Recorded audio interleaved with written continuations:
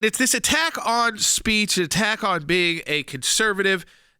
Here you have just an email that goes out during this Musk and Trump, not even a town hall. It's literally just like listening in on a phone conversation for I think that went on over 2 hours. It started late because there was, of course, a attack on X's server, and which says a lot, by the way. That means not only are there people who are opposed to this, there are groups out there, very sophisticated groups, who are actively trying to make sure that you cannot hear this content. These are attacks on free speech at the very, very basic in America and, of course, around the country, around the world. The whole world. I mean, you've got the European Commission, a member of the commission wrote to Mr. Musk, and I think it's Terry Breton.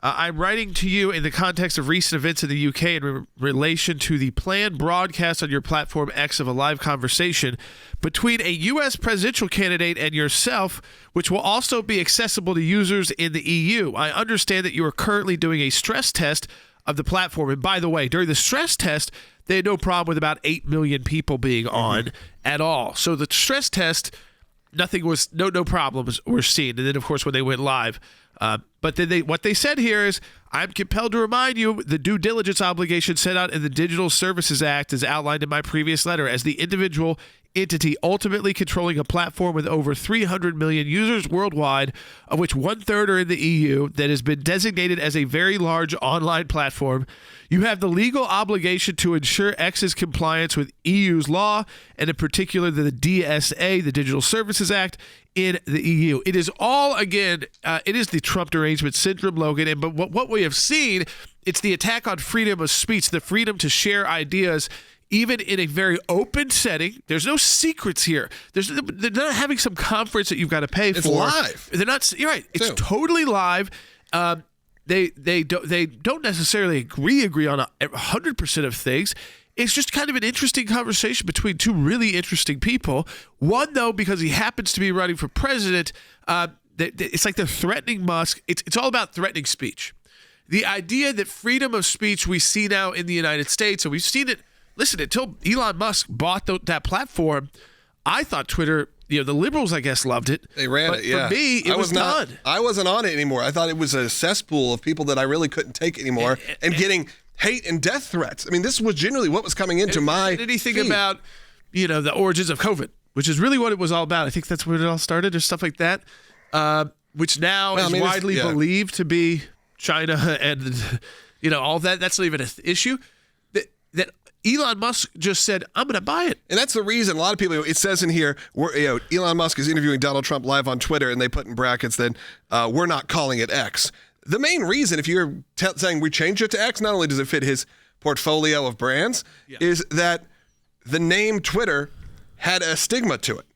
And a stigma that people like me had no interest being a part of. Right. I was off the platform, but he rebranded it X, so then people like me go, okay, well, maybe I go. And now it's still filled with crazy. I'm not going to lie and say that it's not. But at least it feels like the crazy's evened out a bit. There's crazy on both sides. What I just want to know is, I mean, how could... Of course, she doesn't do any press conferences. If the next time she does one and it's close enough to this, I would love to just have someone ask her, are these really the two worst people you could think of in the entire world? Like, this is it? You're going to think of Elon Musk, a guy who makes your beloved electric cars more affordable. He made what was it? The one that's at $30,000. The one, I don't know, the basic model Tesla. Yeah. I mean, so he actually got it to the masses if they wanted to. But because he doesn't share all of your political views exactly, because this time he's not supporting the left on everything, and of course Donald Trump, those are really the two worst people in the world. Well, according to this email too, that the Trump campaign is beholden to billionaires like Elon, like the Democrats have no billionaire friends working them or celebrities. But I also think we need to point out, one, she says in the email, Musk is using his vast fortune and broad reach to try and control our democracy. So they're back to that line. But then you also have the EU letter. But I think you should hear what the American media is asking Karine Jean-Pierre at the White House press conference yesterday. I believe this is a Washington Post reporter and had very similar messaging points as the Harris campaign. Let's go ahead and play bite one. Elon Musk is slated to interview Donald Trump tonight on X. I don't know if the president is going to tune in. Feel free to say if he is or not. But I I think that misinformation on Twitter is not just a campaign issue. It's a America issue. What role does the White House or the president have in sort of stopping that, or stopping the spread of that, or sort of intervening in that? Some of that was about campaign misinformation, but it's a wider thing, right? Yeah, no, and you've heard us talk about this many times from here, about the responsibilities that social media platforms have when it comes to misinformation, disinformation. Don't have anything to read out from here about specific ways that we're working on it, but we believe that they have the responsibility. These are private companies, so we're also mindful of that too. But look, it is. I think it is incredibly important to call that out as you're doing. I just don't have any specifics on what we have been doing internally. Okay, maybe she wasn't there yet. Maybe she just doesn't remember. They had a misinformation, disinformation board, and then they had to shut it down, Logan, because of wide protests from the American people, including Democrats, who thought it sounded Orwellian and Nazi-ish to have this kind of board that would decide what speech was okay and what speech was not okay in the U.S. I don't use those terms like Orwellian or Nazi as much. That's how broad the dissent was at the time in the U.S. against this Biden policy. Well, I don't know who the reporter is that asked this, but it's like, what reporter free wants speech that? journalist? Yeah, can we find that out? What journalist who believes in the freedom of press would ask this type of question? It's absurd in America that this is even a conversation. And of course, they're running her campaign for her. She doesn't take questions from them. Talking about Harris, and they're letting even the White House press secretary, who is basically now just a lame duck press secretary, play even, I guess, just clean up for Harris by taking questions. The reporter was Washington Post White House correspondent Cleve Wootson. I mean, come on. Beholden to billionaires, maybe?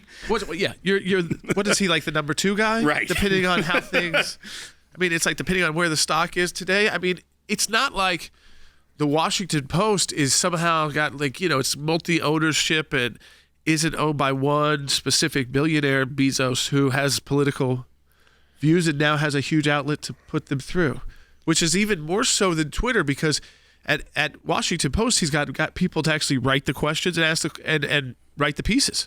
Yeah, exactly. He's controlling of the press, and that's what happens, and then that's what they get mad. He owns that, and obviously Musk owns X. As a platform. Owns a platform. He doesn't have the people asking questions. He doesn't have the journalists writing the pieces. Yeah, I mean, he's funded some shows, things like that. Have happened to have entertainment and content on his platform, but not like this. And I think, that question alone makes me nervous. I just don't like the 2 worst people. Yeah, that's pretty tough. The guy's been shot. That's all you have to really say. A month ago. A month ago, he got shot, and his Because supporter and one of his supporters got killed.